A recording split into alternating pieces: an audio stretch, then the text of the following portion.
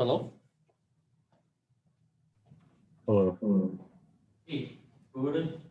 I see both you and Christian are there, so it's me here. Yeah, the weather's not very great right now. Yeah. I think that's a good decision. I don't have a choice, I guess. I think that's a good decision. Okay, let's see.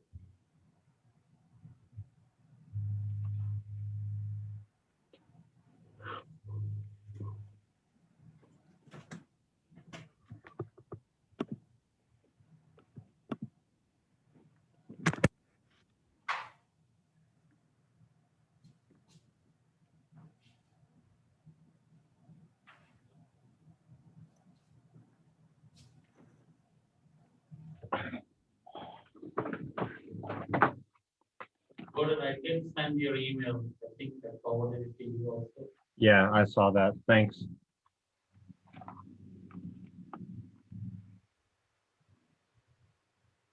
How many members in this year? Say that again. There are how many members in this year? That's a little uncertain. I have about 18 people on the email list. So I guess probably that's the number.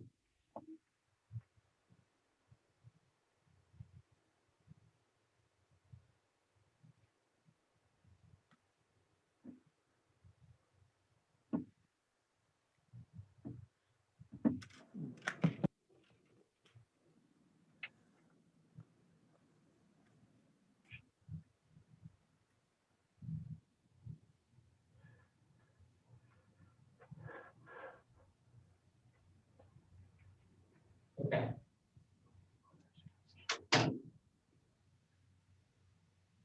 Oh yeah, I need to get a mic.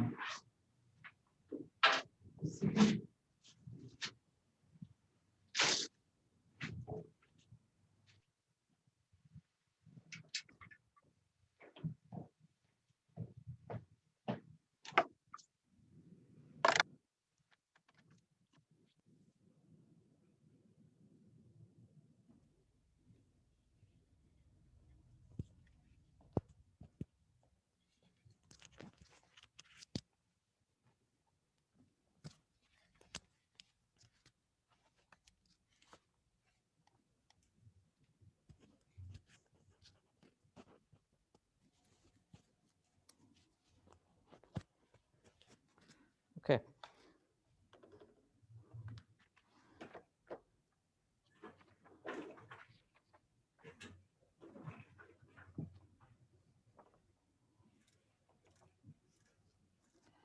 We have a homework 2 that's due.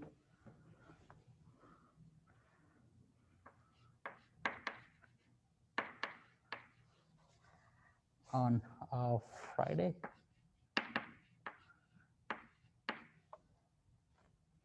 And I've been thinking about this. In principle, I should be able to finish this today because the expression for the magnetic field in the homework pretty much begins with the expression that we will derive here or that get it done in the next class. So it might be safer, I think, to just postpone it to the, oh, how come this is 5th? No, I didn't mean that, right? 12th. It should be homework 3 also, I think. Homework 3, yeah. I think this is the previous homework. 12th, 15th, right? Sorry about that. It's not updated.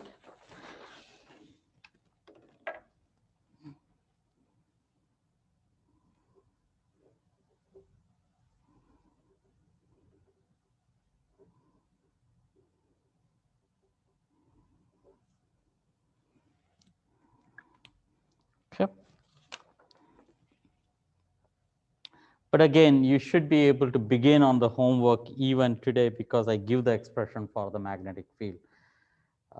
But it's good to finish it here and then you work on the homework. So that's why I'm postponing. So if you have already planned certain things, nothing wrong in attempting on it. Okay, so we have discussed magnetostatics at a very generic level. We talked about the equations, so let's do a specific example now. And the first example we will do is that of a straight wire, infinitely long straight wire. So there's an example. So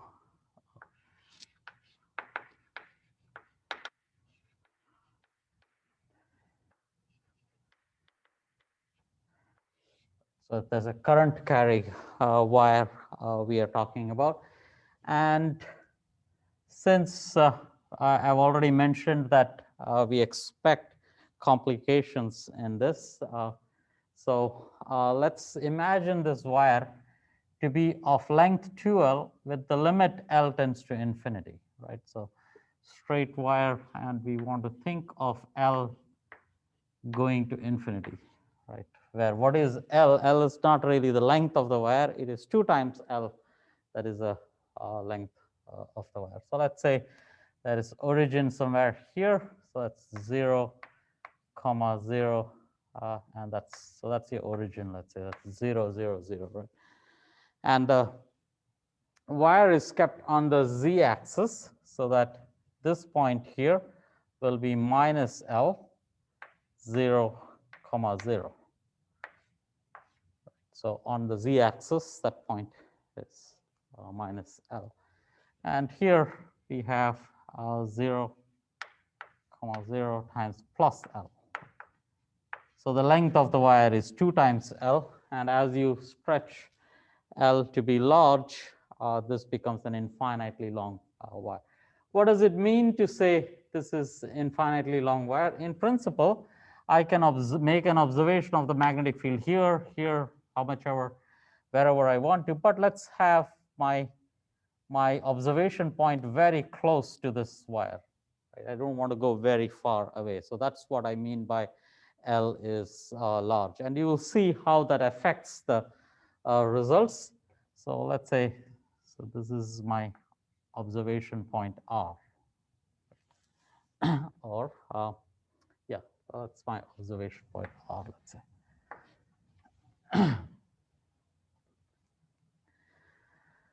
We have argued that the vector potential A, go that side, so vector potential A at an observation point R is given in terms of the current density using a superposition formula. So that's d cubed R prime and J of R prime divided by R minus R prime. So these should be thought of as elements of this wire, tiny, tiny elements of current carrying wire add up to this current density, and this integral is what is adding up. And each one gets a contribution of how far is that current element. So R prime is a source position. How far is it from the observation point? Farther it is 1 over R dependent.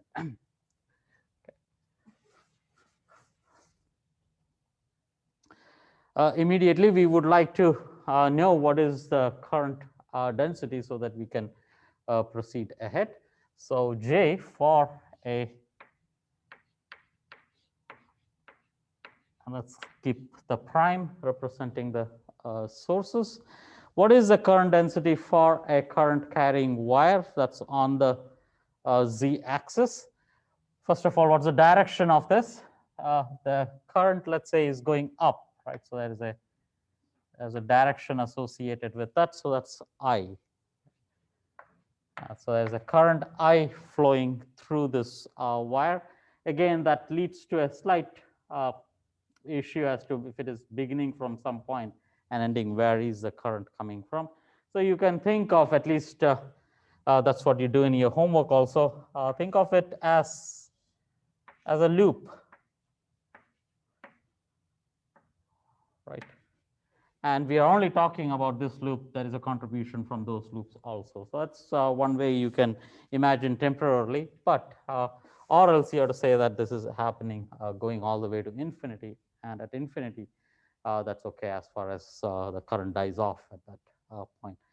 So, so the current density direction is z hat, and remember, current density is also current per unit area. So we need an area. So I is there, and we want an area, but area is the cross-sectional area of this current carrying wire. We are making it really thin.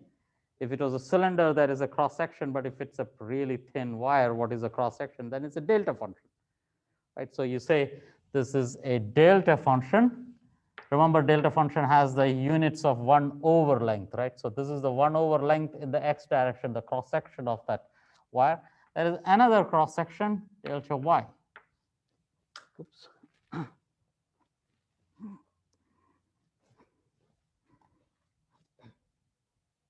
Okay. Remember again, delta function has 1 over length as the dimension, so that's current per unit area, one from x, one from y, and the length in the x means the dimensions of this cross-section of this wire. That's the way you want to imagine that. But we have one more feature in here that we said this is a finite wire, right? We didn't say this is infinite. We would like to extend it to infinity, but for now, let's keep it finite. And how does that information go in there? And let's see how much space I have. Oh, it cannot fit in there, so I'll write it down underneath this. This represents that the z position is has to be greater than minus L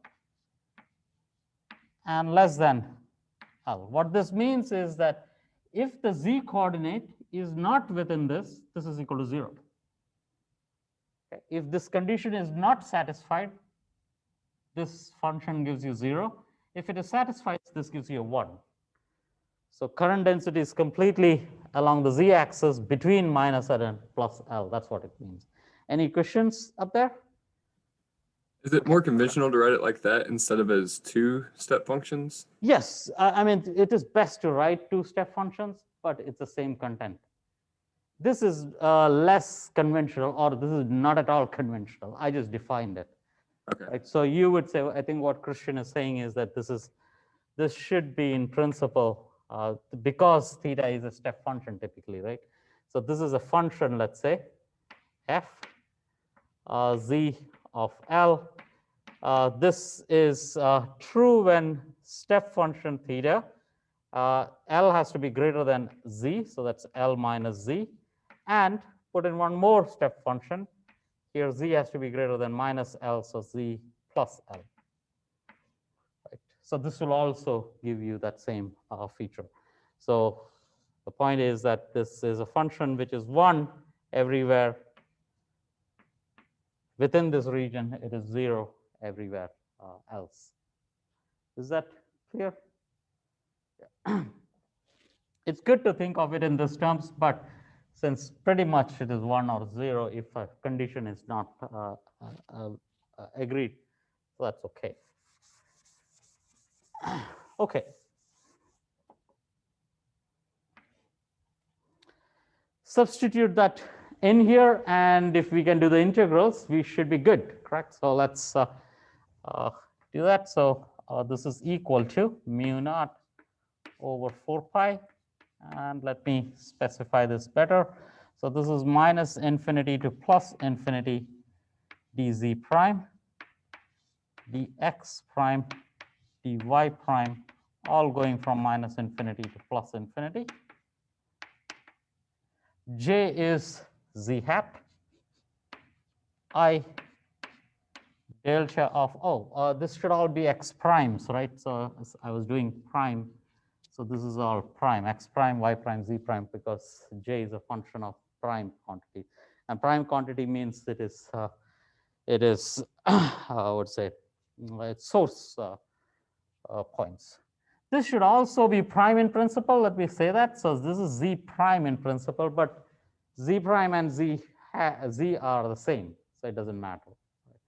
So, so that's x prime delta of y prime and the step function and divided by, this is the magnitude between the observation point and the source point. That's a distance, and the distance is given in terms of rectangular coordinates as x minus x prime square plus y minus y prime square plus z minus z prime square. And the whole thing is a square root because there's only one.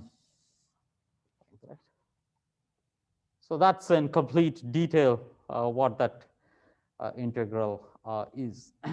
It could be overwhelming, or there are 3 integrals, but no, because 2 of these integrals are trivial in the sense that delta function, what does it do?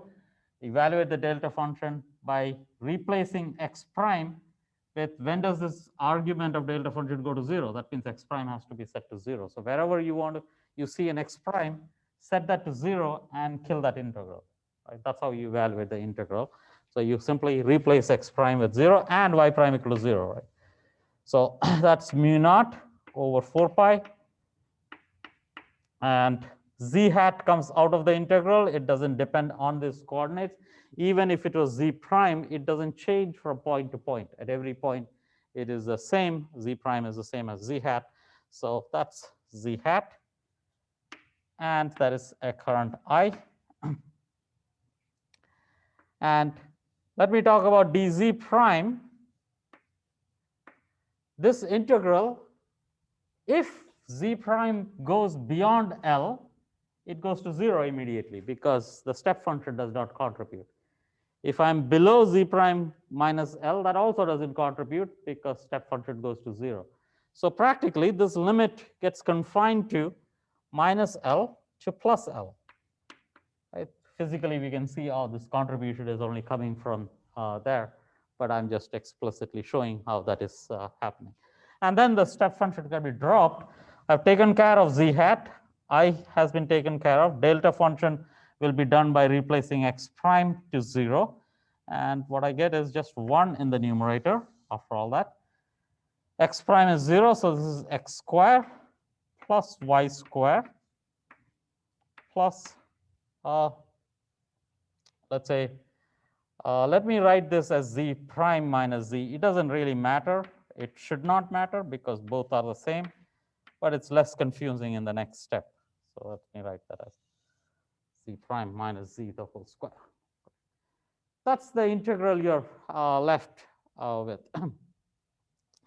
X square plus y square, this doesn't really depend on this quantity. That's the radial or cylindrical radial coordinate of that observation point. So where is that rho? So if you were to look at this diagram, that's your rho. So if I were to really expand this out, it helps to make this diagram bigger. So let's say this is really going big so that I can stretch this out. That's your R, that's your Z, and that's your rho. Right, rho is, this could be anywhere in the xy plane, and rho is x square plus y square. Right, rho is x square plus y square. So that's nothing but rho square, so it depends on how far the observation point is. I have one integral left, so let me try to do that. So, and from the next step, I'll start writing this as rho square. This is an integral in z prime. That is a, whenever you have a square root of 1 plus something, you can substitute tangent theta. That's one. That is one more substitution that's suitable in here. And let me use that because in the next part, when I'm taking the limits, that's more convenient. And that is, let's substitute z prime minus z is equal to rho. Like notice this is the coefficient times something, right? You can substitute tangent theta, for example, but let's substitute sine hyperbolic of theta.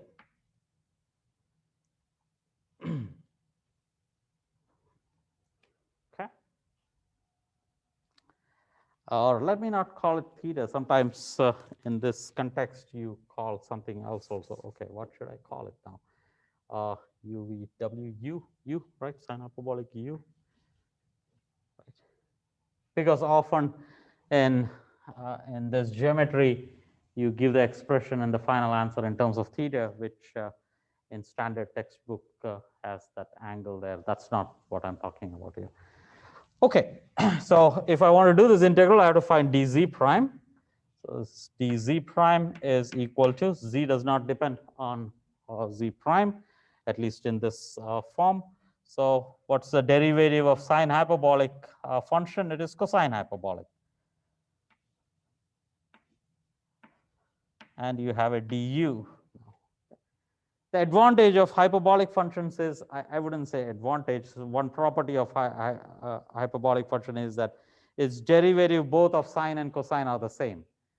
In trigonometric function, derivative of sine is cosine and derivative of cosine is minus of sine, that is negative sign coming in. Between hyperbolic, both integration and derivative, they are all with positive sides. So it's, you can say less sign-wise less confusing, but it is not a significant property in any way. Okay, so with this, let's proceed to do this. So this is mu naught over 4 pi times, let me write z hat in front, the direction I, correct. And we would like to write everything in terms of u now. So what is dz prime, or before that, what is the lower limit, right? When z prime is equal to minus L, what is u, right?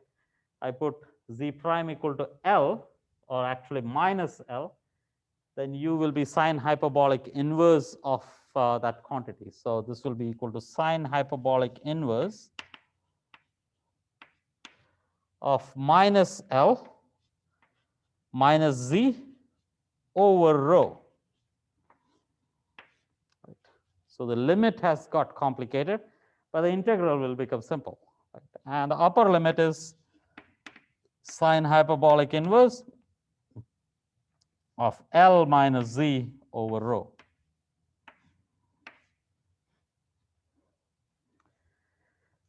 dz prime is rho times cosine hyperbolic u times du divided by rho square plus sine hyperbolic square. So that is rho square plus rho square times sine hyperbolic square. But unlike trigonometric function, sine hyperbolic square, or in trigonometry we have this cosine hyperbolic or cosine square theta plus sine square theta is equal to 1. In hyperbolic functions, there is a negative sign that comes in. So it's slightly different from trigonometric function. There's a minus sign, and that makes this denominator exactly the same as the numerator, and that's an advantage because now the integral has become trivial. Right? This denominator completely cancels the numerator, so it's just integral of du, and that's a trivial integral. You immediately say it is u itself, but you have evaluated this limits.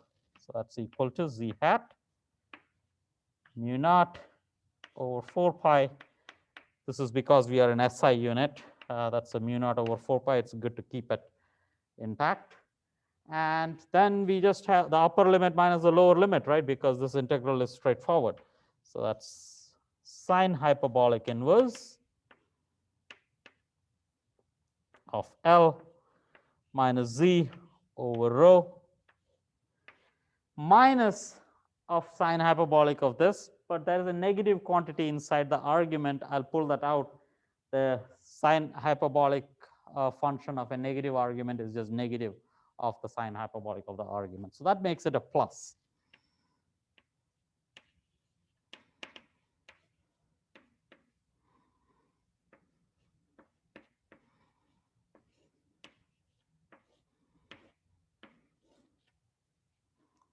Okay. That's your final answer if you want, but it's not very useful because we are interested in actually the limit L tends to infinity. And if you're very comfortable with if you know exactly how the limit of sine hyperbolic function works, that's pretty much sufficient. But we are probably more familiar with the logarithm instead of the sine hyperbolic. And there is a connection between sine hyperbolic and logarithm. So that's the part I want to do. Next, I want to rewrite this in terms of log functions instead of sine hyperbolic. And that's a straightforward way. Any questions at this stage? Okay. So if I proceed forward, oops, come on. Okay. Okay. A sine hyperbolic function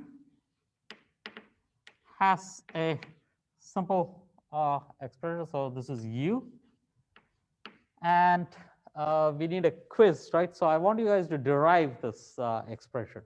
Okay. So sine hyperbolic u is log of u plus u square plus 1. All the hyperbolic functions can be expressed in terms of log. How do you go about doing that? I can quickly tell you, but I won't go over it in too much detail. So suppose you have y is equal to sine hyperbolic u. Right. So then you have sine hyperbolic y is equal to u. What is the expression for sine hyperbolic in terms of exponentials? Is that familiar? It's e to the x plus e to the minus x over. If it is sine hyperbolic, it is minus. Yeah. E to the Very minus. good, right? And divided by 2. Mhm. Right, that's equal to u. Right. We are interested in solving for y. Right.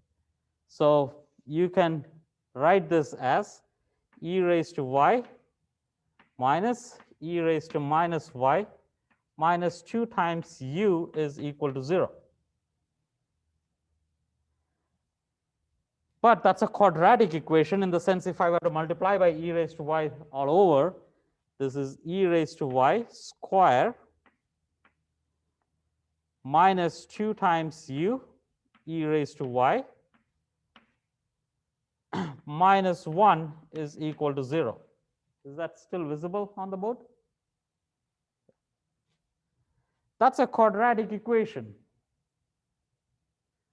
So you can solve for e raised to y, right, which will have a quadratic formula, right? So this will be u plus u square plus 1 actually. And I pretty much derived it, right? Then you take the log on both sides. So y is equal to log of this quantity. Okay. So just as an exercise, find y is equal to cosine hyperbolic inverse. What is the expression for that? So redo this and do the cosine hyperbolic inverse also. I pretty much go through the whole thing, except when it is cosine hyperbolic y, this will be a positive sign here instead of the negative sign. Okay. So again, if it is cosine hyperbolic, this sign changes, right? This minus sign changes. Okay, so let me go back to this analysis we were doing. Come on.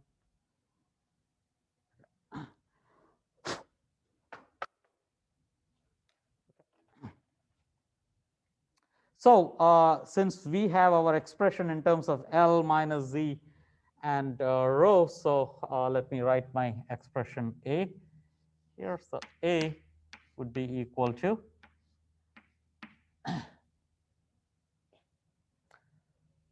and that is z hat mu naught over 4 pi times the current I is there.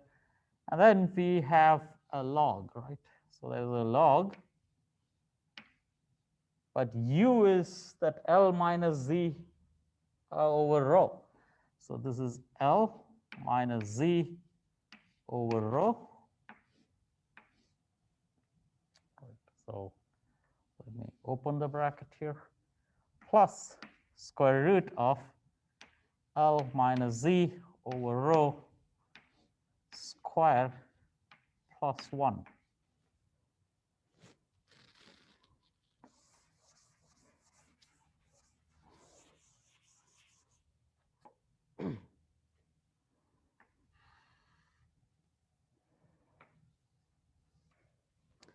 And there is a similar expression again. This is log of L plus z over rho plus square root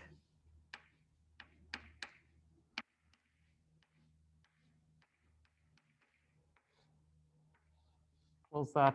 And is that clear? It looks big, but we are going to make some, in the limit L tends to infinity, this whole thing is going to collapse.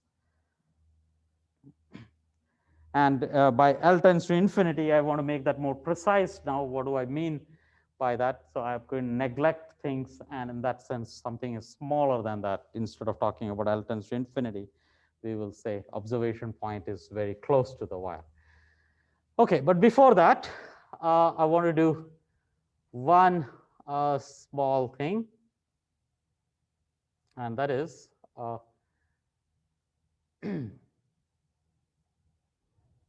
if I take help, yeah. So I want to make the approximation. So just for information, remember here you have this wire here, and that's your observation point. That's Z, that's your rho, right? And that's your R observation point.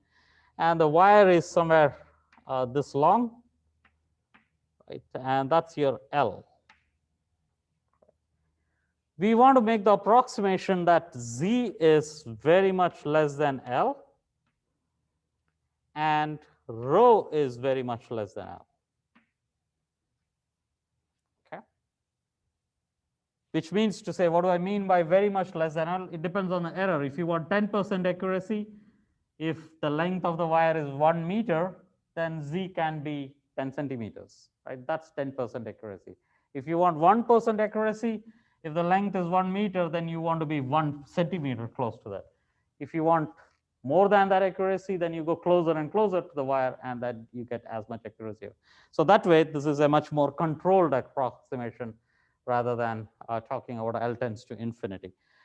That's equivalent to saying Z over L is very much less than 1, right? This is small compared to 1. Wherever I see this 1 and Z over L coming together, I'll just neglect Z over L. Same thing with rho over L being very much less than 1.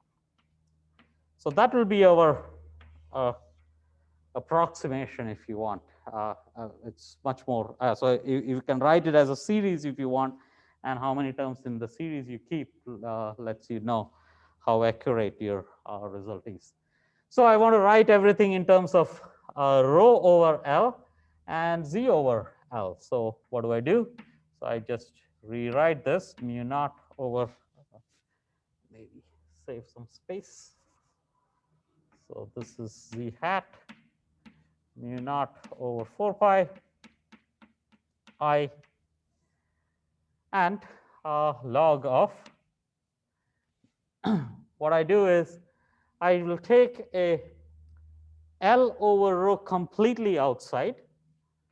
That's L over rho completely outside. So there is already a bracket in here.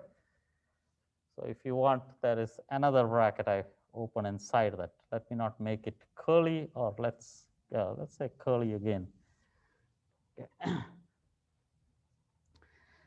If I pull out L over rho, the first term is just 1 minus the next term is Z over rho.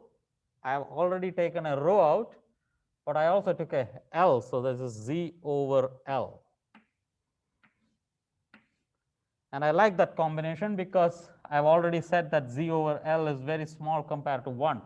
So that means I can neglect this to the leading order. Right? So that's the purpose of writing it like that. Plus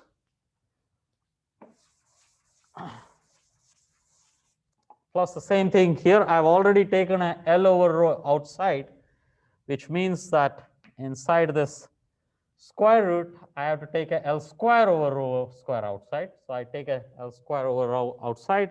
So what is remaining is 1 minus Z over L square. I've taken a L over rho outside, so this is rho square over L square.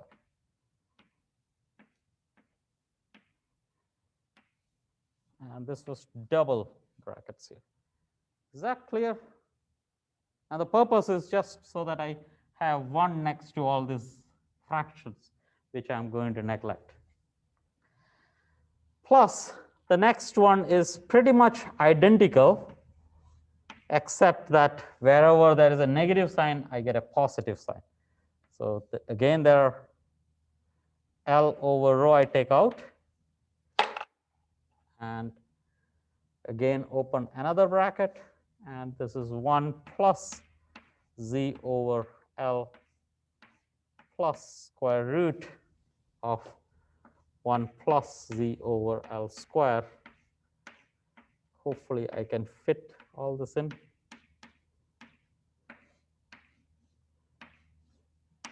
Is that visible? Did I cross? Ah, it fitted in.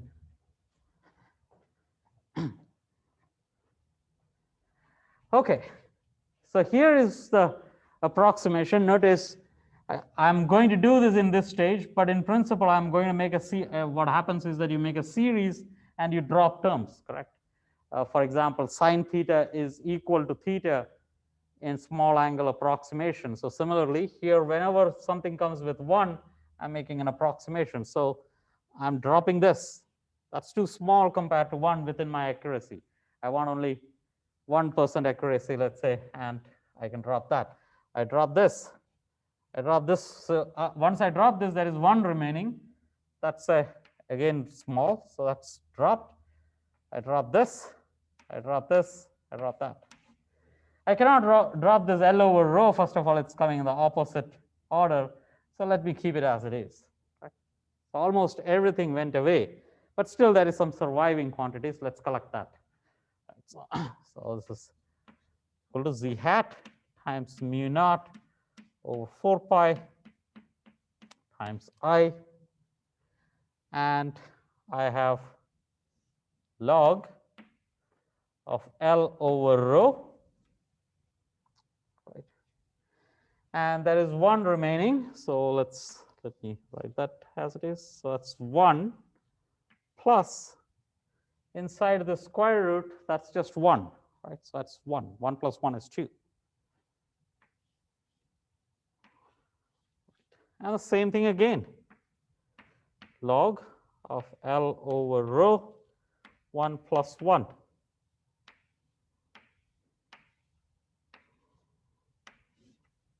Right, so first of all, 1 plus 1 is 2. So it's 2L over rho. And then there are 2 pieces of that. So the answer is then, am I still in the board? Probably not. So that leads to Z hat times mu naught over 4 pi times 2 times I, because there are 2 terms. And this is log of 2 times L over rho.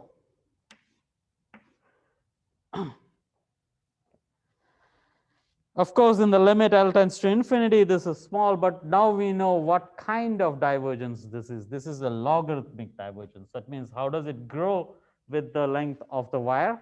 It grows logarithmically. So that's the best we can do because this is an infinite quantity. If L is large, this is a large number, that is large, but at least we know as we increase the size of the wire, how does this vector potential grow? That's how it grows. Let me write one more step so that it's clear where does this go away? How do I escape this whole thing?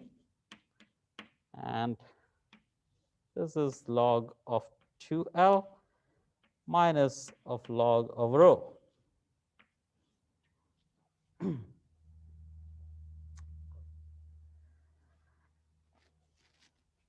Magnetic field at the same position is got by differentiating or taking the curl of this vector potential. When I take the curl, this constant quantity, which has dependence in length L, does not contribute. Like when I take a derivative, this is a constant that does not contribute. So it is only going to be this. So even though this was leading to a divergence in the vector potential, magnetic field is independent of that. Magnetic field doesn't depend on that. If you were to have the next term, then it will get contributions in there because there will be z dependence and other dependence in there. But in the leading first order, the major dominant term is actually independent of this L, and that's a feature that comes up. So this is the expression we will like to remember, right, for magnetic vector potential for a wire.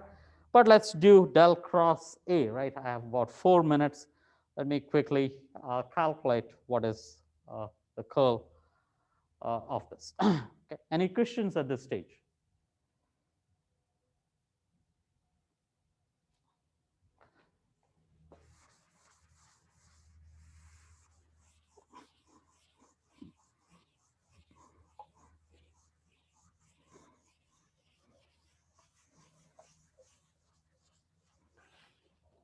Okay.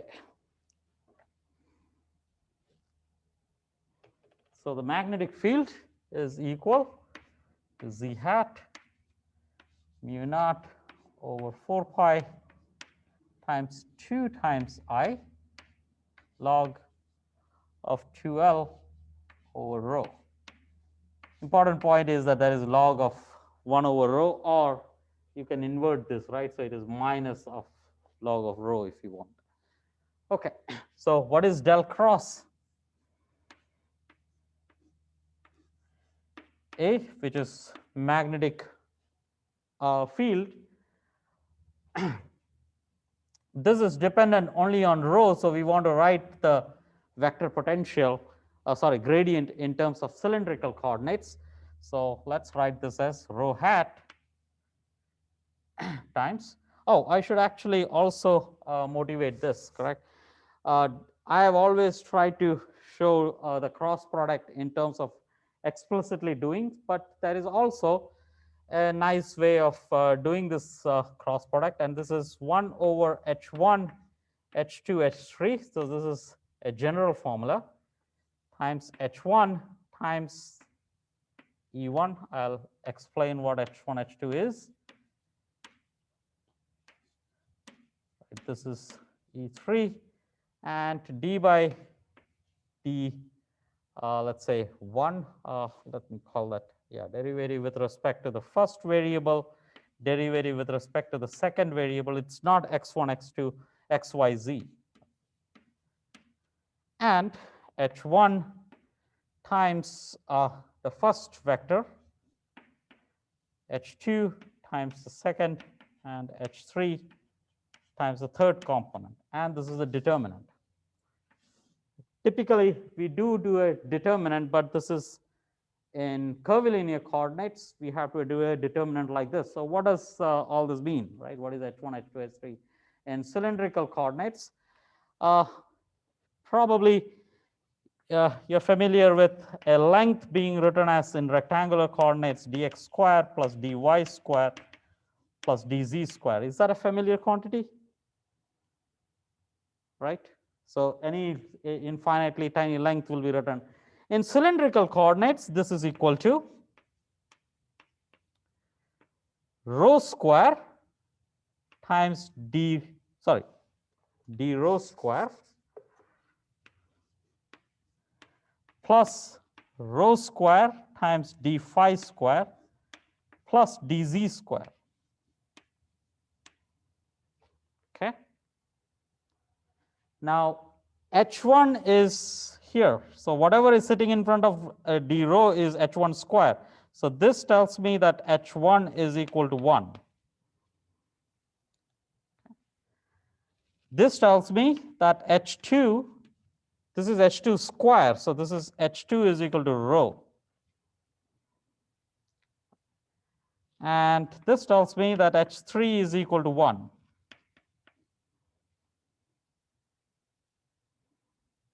Okay, clear?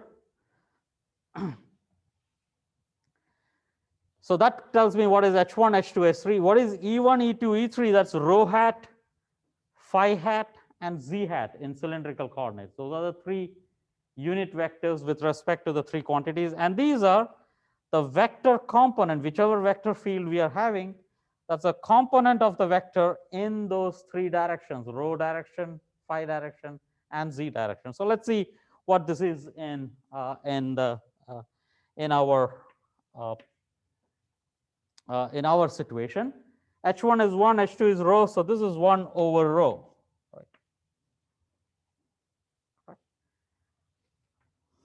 This is H1 is 1, so this is rho hat, right? 1 times rho hat. H2 is rho times phi hat, and H3 is z hat. The coordinates here are d by d rho, d by d phi, and d by dz. And finally, what is A1? Notice my vector field here. In general, a vector field can have z component, phi component, and a rho component. But this is purely in the z direction. That tells me that this is 0.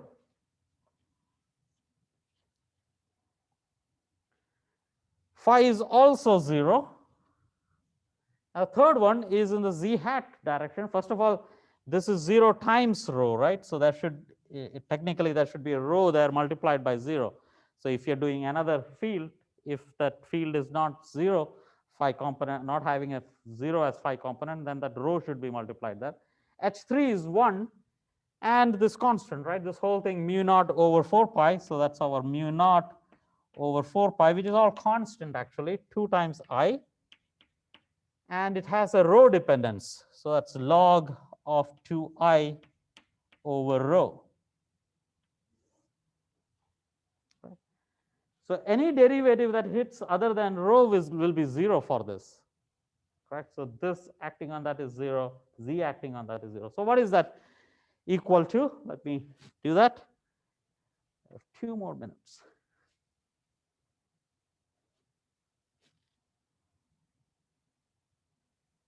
Come on, move. Okay, let me do that.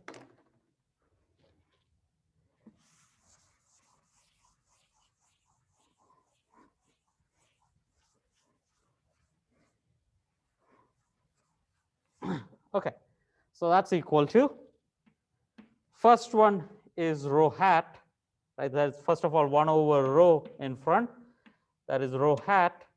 And then I take the derivative of this quantity with respect to phi, that's 0. Right, so that's 0. Derivative of phi, that is 0. Derivative of 0 with respect to z, that's also 0. So that's gone. No rho hat component plus rho times, so there is 1 over rho, and then there is rho times phi hat. Right. And I have to do d by d phi now. Oh, by the way, there should be a negative sign, right? Because either you do the cyclic quantity or you do this way. When you do it this way, you have to put a negative sign, right? There's a negative sign. D by d phi of mu naught over 4 pi times 2 times I times log of 2L over rho. That will contribute. And there is d by dz of rho, that's 0. Right? So I won't write that. And the z hat component is 0 because both are zeros there. So the only term that contributes is in here. So that's equal to rho cancels out. So that's minus of mu naught over 4 pi. Oh, that was 2 times I, not 2 times pi, times 2 times I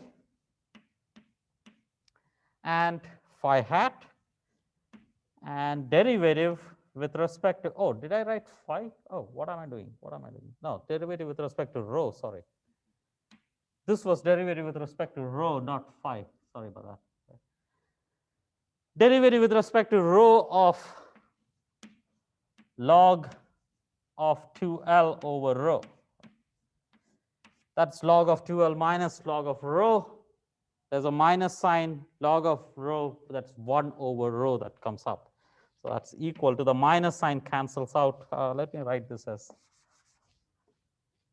so it's log of 2 times L minus of log of rho. Right?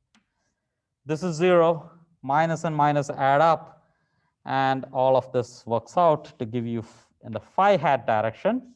We know that the magnetic field is loops around the wire. So that's 2I over rho. That's it.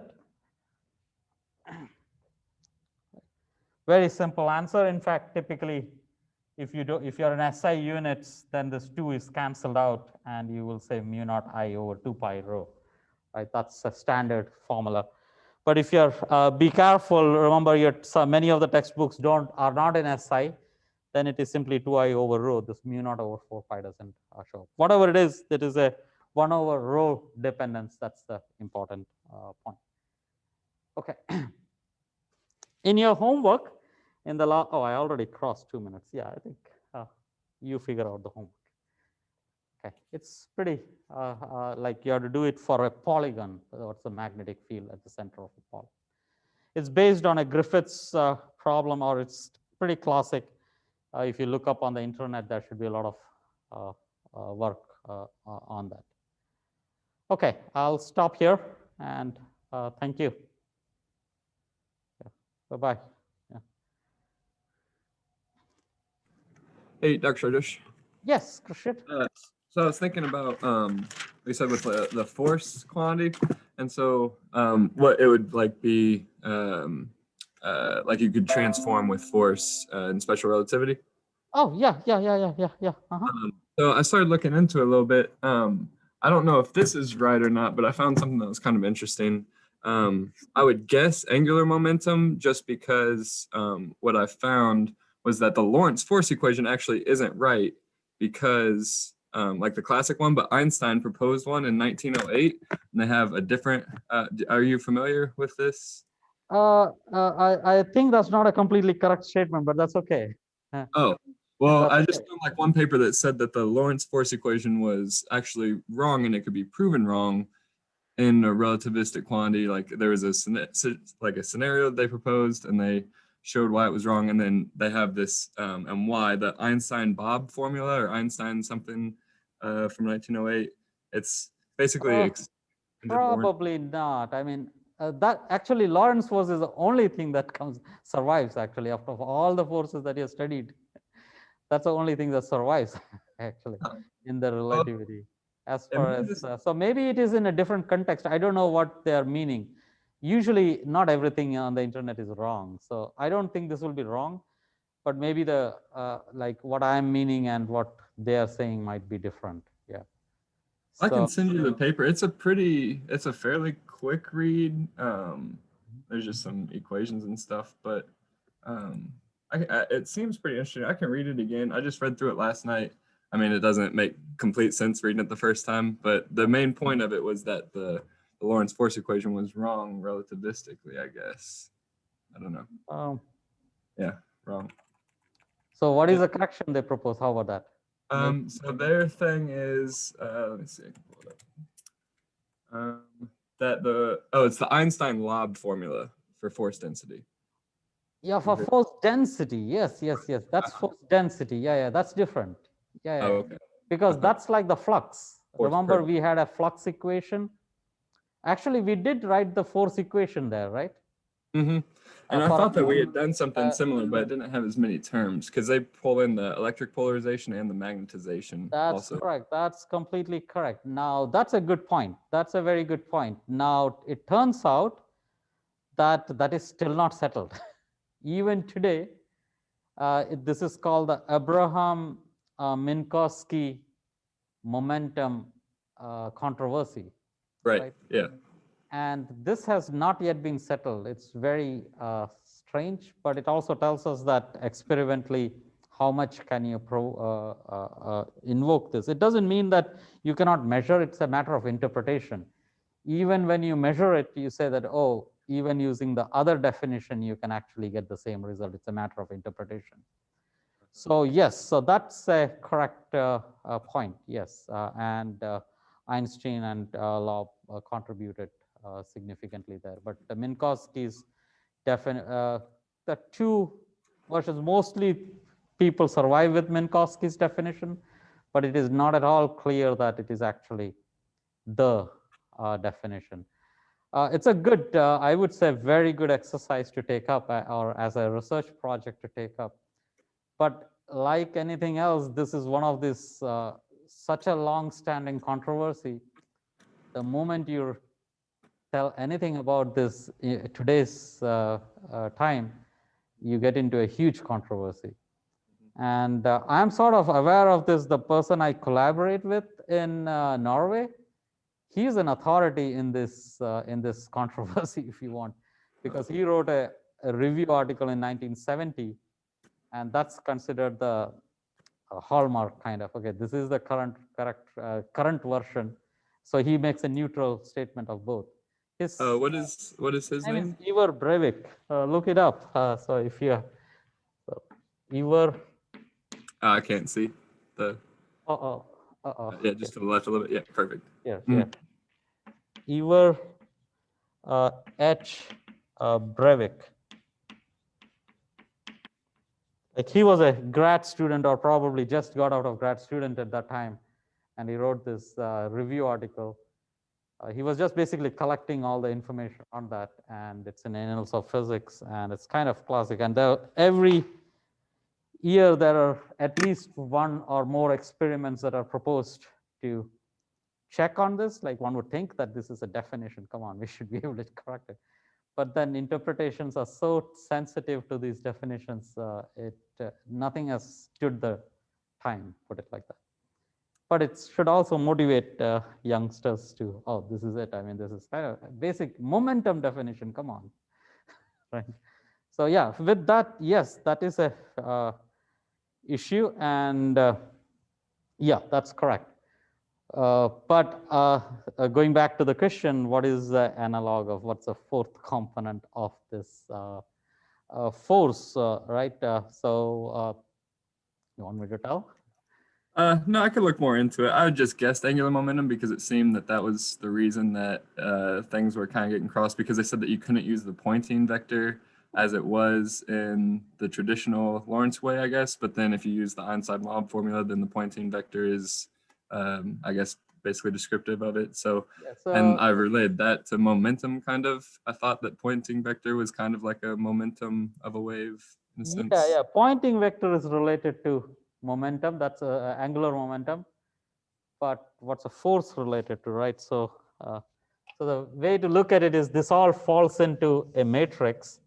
So this is energy. So energy density, I should say. So this is energy density, okay? And the Poynting vector, the three components of that falls here, S1, S2, S3, right? And except for C's, I won't be able to. And this is momentum. So what is a Poynting vector and momentum, right? I think it is G over C square. Oh, I should be able to do this. Okay, energy over C square, right? So this is C square. So this is G1, G2, G3. These are three components of momentum. Okay. And whatever sits here, right? Let's see. No, that's not angular momentum. No, I said it wrong, not angular momentum. So this is your, what is this called? Stress tensor, right? We introduced a T, if you remember. In the end of last semester, we talked about a field tensor, or this is called a stress tensor. This is given in terms of electric and magnetic field. So this is E cross B. This is also E. So S is equal to E cross H, right? And G, momentum, is equal to D cross B.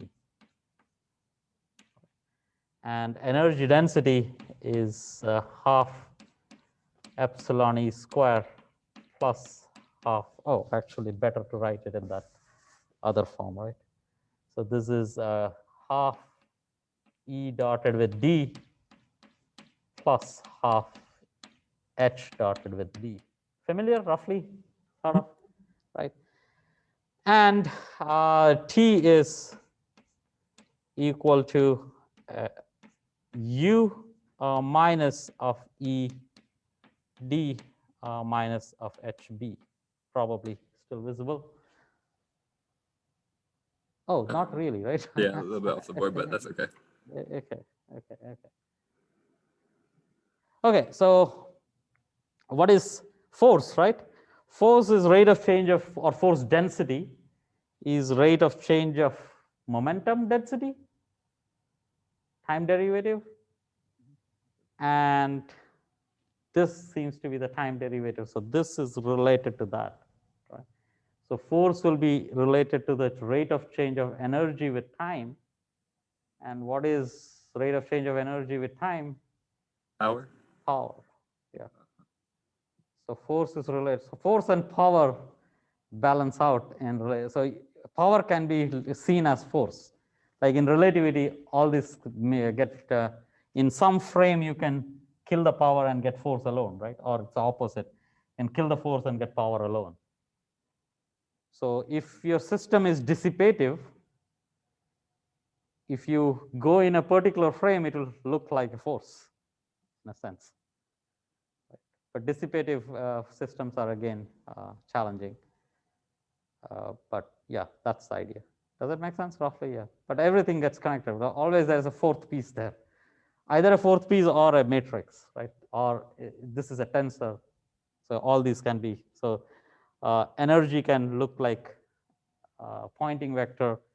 Momentum can look like stress tensor, all this. So you have to, if you choose the appropriate frame, many goes to 0 and only one survive, 1 or 4 survive. That's the idea. Okay. Yeah. That makes sense. Yeah, makes sense, right? Roughly makes sense, yeah. Yeah, we'll do it. A lot of these things to a certain extent we will do. And usually what I do is that I don't go to the E&M part too much. How deep I go into the relativistic electromagnetism, because I want to do scattering. So maybe I'll bargain there. So let's see how far we reach, and then we'll see. Okay. But I do spend 1 or 2 lectures showing the similarity. Yeah. Okay, awesome. From there you can take off, kind of. Yeah, that'd be cool. Yeah. Okay. Good. Yeah. Good point. Yeah. Good work. Okay, thank you. I'll see you Friday. Yeah. Okay. Bye, Christian. Yeah.